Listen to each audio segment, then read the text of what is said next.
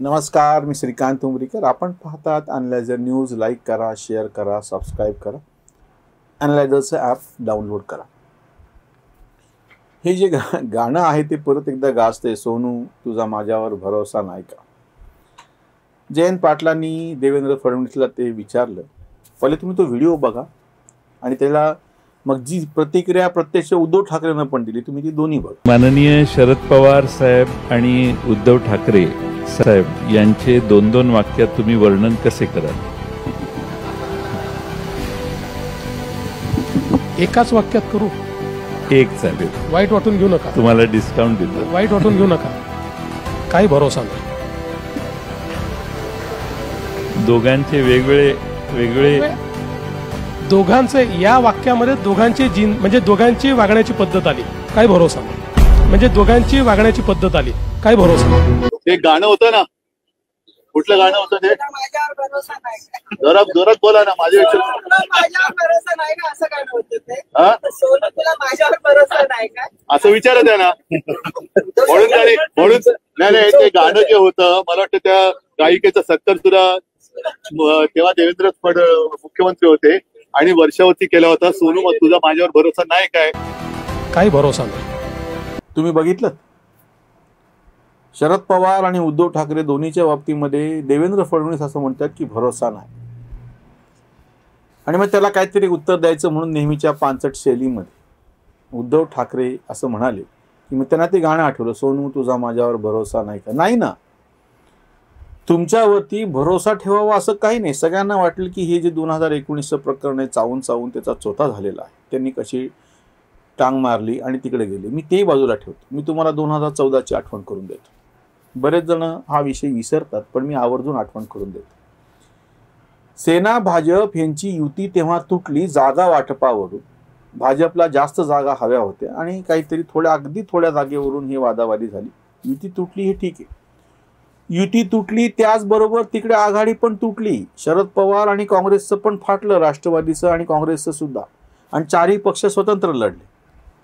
2014ला महाराष्ट्राच्या विधानसभेच्या निवडणुकीमध्ये काँग्रेस, राष्ट्रवादी, भाजप आणि शिवसेना हे चारही पक्ष स्वतंत्र लढले होते. जेव्हा सत्ता काँग्रेस राष्ट्रवादीची होती, राष्ट्रवादीनं पाठिंबा काढून घेतला. थोड्या काळासाठी का होईना राष्ट्रपती राजवट लागू झाली आणि निवडणुका आल्या. आता मी पुढचं सांगतोय की उद्धव ठाकरेवरती भरोसा नाही का ह्याच्या संदर्भात.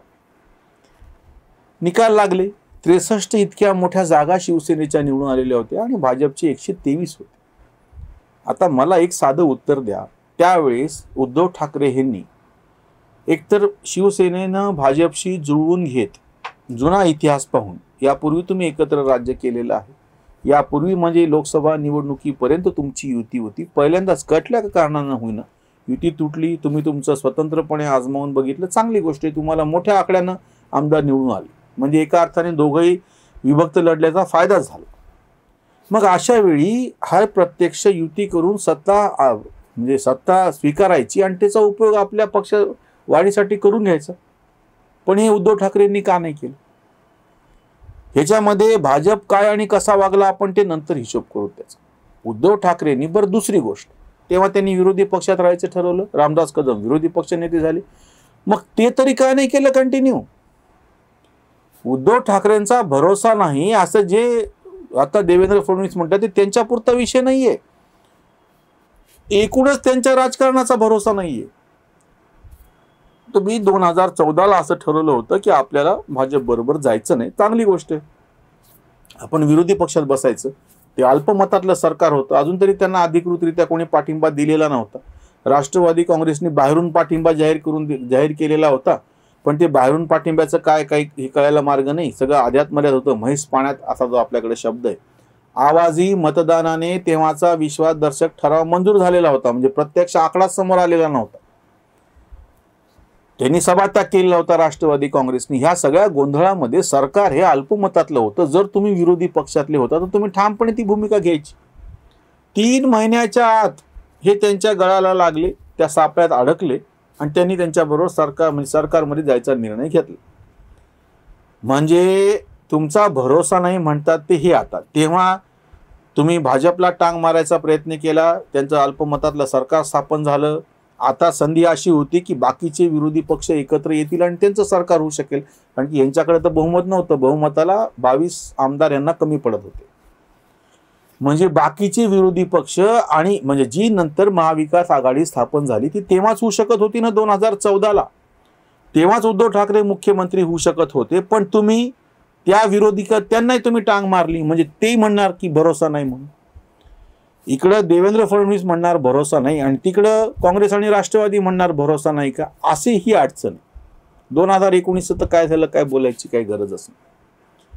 त्याच्यावरती खूप व्हिडिओ करून झाले, त्याच्यामुळे तो विषय मी परत घेत नाही. परत त्यांनी काय टांग मारली, त्यांना टांग मारून परत पुन्हा एकनाथ शिंदे कसे मुख्यमंत्री झाले आणि नंतर पुन्हा निवडणुका आल्या. निवडणुकीतून सगळं पुन्हा होऊन देवेंद्र फडणवीस पुन्हा मुख्यमंत्री कसे झाले ते मी बाजूला ठेवतो.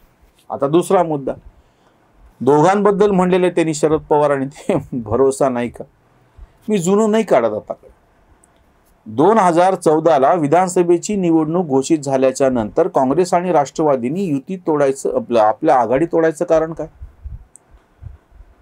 जर भाजप आणि सेना वेगळे लढणार असतील तर आपल्याला फायदा होईल. 15 वर्षाची आपली सत्ता होती, ठीक आहे, तुम्ही पाठिंबा काढून घेतला, राष्ट्रपती राजवट लागली होती, सगळं बाजूला ठेवा. तुम्ही काँग्रेस बरोबर तेव्हा आघाडी तोडली का? तुम्ही एकत्र जर लढले असते तर शक्यता अशी होती की लोकांना तुमचा 15 वर्षाचा कारभार कसं का असेल ना, पण ते आता वेगळे लढतायत म्हणल्याच्या नंतर शक्यता होती. मला प्रत्यक्ष काय होईल माहिती नाही, झालं असतं माहिती नाही. पण तिथं पुन्हा तोच विषय तो भरोसा नाही. पवारांचा काहीच भरोसा नाही. बरं, दुसरी गोष्ट, ते झालं, निकाल लागले. आता मी दुसऱ्या बाजूने बोलतो, तेच प्रसंग, तेच सगळी घटना. उद्धव ठाकरे यांना तुम्ही जी नंतर मुख्यमंत्री पदाची ऑफर दिली ती तुम्ही 2014ला का नव्हती दिली? ते तर प्रत्यक्ष विरोधात बसलेले होते ना. इथे तरी त्यांनी फोन नाही उचलले आणि बाकीचे सगळे ड्रामे झाले होते 2019ला. शरद पवारांच्या बाबतीमध्ये भरोसा नाही हे आम्ही का म्हणतो, कारण की त्यांचे 41 आमदार निवडून आले होते. काँग्रेसचे 42, त्यांच्यापेक्षा 2-3 जास्त होते. उद्धव ठाकरे, काँग्रेस आणि राष्ट्रवादी ह्या तिघांचं सरकार 2014लाच येऊ शकत होतं. शरद पवारांचा भरोसा नाही का हे तेव्हा सिद्ध होतं. तेव्हाचा विषय झाला. त्याच्यानंतर 2019ची गोष्ट आहे, निकाल लागले, काय जे काय त्यांनी टांग मारायची मारली, उद्धव ठाकरेंना तुम्ही मुख्यमंत्री केलं, चांगली गोष्ट. तुमचं जे काही चतुर खेळी होती ती. नाना पटोले काँग्रेसचे विधिमंडळामध्ये त्या विधानसभेच्या अध्यक्ष म्हणून बसले होते. ह्या नाना पटोलेंनी राजीनामा दिला. त्यांच्या जागेवरती पृथ्वीराज चव्हाण सारख्या ज्येष्ठ नेत्याला बसवावं अध्यक्ष म्हणून, नाना पटोलेंना मंत्रिमंडळात घ्यावं, असं तेव्हाचं काहीतरी सगळी ती चर्चा होती. आता इथं परत तो विषय येतो, शरद पवारांवरती भरोसा का? पवारांचं आणि पृथ्वीराज चव्हाणांचं आधीपासून फाटलेलं. काँग्रेस आणि राष्ट्रवादीच्या सरकारच्या शेवटच्या टप्प्यामध्ये पृथ्वीराज चव्हाण महाराष्ट्राचे मुख्यमंत्री झाले होते आणि हे मुख्यमंत्री राष्ट्रवादी काँग्रेसचे जे काही विषय होते, सगळे फाईल ज्या होत्या त्या पुढे सरकवत नाहीत. त्याच्यामुळे पवारांनी त्यांना मारलेला टोला आहे, हाताला लकवा झालाय का? पृथ्वीराज चव्हाण मुख्यमंत्री होते. आता तो राग आहे डोक्यामध्ये. आता 2019च्या विधानसभा निवडणुकीच्या नंतर तुम्ही उलटा पालटी केली, जे काय करायचं ते केलं, महाविकास आघाडी स्थापन केली, काँग्रेसला बरोबर घेतलं, कसं का असेल ना, सरकार चालू आहे. त्या सरकारमध्ये विधिमंडळाच्या अध्यक्षपदी पृथ्वीराज चव्हाण यांना बसू द्यायला पवारांचाच विरोध. पवारांचा भरोसा का नाही तो इथं. आणि मी तुम्हाला आत्ता शेवटची गोष्ट सांगतो. निवडणूक झाली, नोव्हेंबरमध्ये निकाल लागले, 5 डिसेंबरला काहीतरी मुख्यमंत्री म्हणून शपथ घेतली, म्हणजे सरकार अस्तित्वात आलं. डिसेंबर, जानेवारी, फेब्रुवारी आणि आता मार्च संपत आहे. 4 महिने होत आहेत. अजूनही विरोधी पक्ष नेता ठरलेला नाही. पवारांचा भरोसा का नाही तो इथे. आणि पवारांचा पक्ष सगळ्यात लहान आहे. पवार ज्या कोणाच्या पाठीशी उभं राहतील, पवार जर उद्धव ठाकरे गटाच्या पाठीशी गेले तर 20 आणि 10 30 आमदार होतात. तो गट मोठा होतो, 10% पेक्षा त्यांचा जो प्रस्ताव आहे तो मंजूर व्हायची शक्यता आहे. पवार काँग्रेस बरोबर गेले, 10 आणि 6 26, 2-3 अपक्ष जर त्यांच्याबरोबर असतील, 29 सगळे मिळून आमदार पाहिजेत, 10% पेक्षा जास्त. पवारांचा भरोसा नाही तो इथे. आजही विरोधी पक्ष नेतेपदाचं त्रांगलं जे अडकून पडलेलं आहे ते सोडवायला पवार तयार नाहीत. 2014ला पवारांना तातडीनं असं वाटलं होतं की भाजपला बाहेरून पाठिंबा द्यावा जेणेकरून त्या दोघांमध्ये वितुष्ट येईल. 2019ला त्यांना टांग देऊन पवारांना महिन्याभरात का होईना असं वाटलं होतं की कुठल्याही परिस्थितीमध्ये आपण सरकार स्थापन करू, जोड जमाव जुगाड करून. पण आज 4 महिने झालेत, सरकार जाऊ द्या, एक विरोधी पक्ष नेता पद सुद्धा, कारण की त्या महाविकास आघाडीचे शिल्पकार पवार आहेत म्हणून मी म्हणतो. त्याच्यामुळे देवेंद्र फडणवीस जेव्हा असं म्हणाले की भरोसा नाही, ते पवार आणि उद्धव ठाकरेंच्या बाबतीत, आणि हे फक्त भाजप आणि देवेंद्र फडणवीस पुरता मुद्दा नाही. काँग्रेसमधल्या लोकांना पवारांचा भरोसा नाही, शिवसेनेतल्या लोकांचा पवारांवरती भरोसा नाही, राष्ट्रवादी काँग्रेसमधल्या लोकांचा पवारांवरती भरोसा नाही, म्हणून ते अजित पवार बरोबर मोठ्या प्रमाणात लोक निघून गेले. उद्धव ठाकरेंचं तसंच, त्यांच्यावरती बाकीचे सोडा शिवसेनेच्याच लोकांचा भरोसा नाही, म्हणून ते एकनाथ शिंदे बरोबर गेले. निवडणुकीच्या नंतर सुद्धा त्यांचे 56 होते, ते एकनाथ शिंदेच्या पाठीशी 57 आमदार लोकांनी निवडून दिले. त्याच्यामुळं भरोसा या दोघांवरती नाहीये, कोणाचाच नाहीये, हे सिद्ध होतं. त्याच्यामुळे देवेंद्र फडणवीस यांनी दिलेलं उत्तर उद्धव ठाकरे आणि शरद पवार दोघांना लागू पडतं, ते सगळ्यात अर्थाने. इथेच थांबू. धन्यवाद.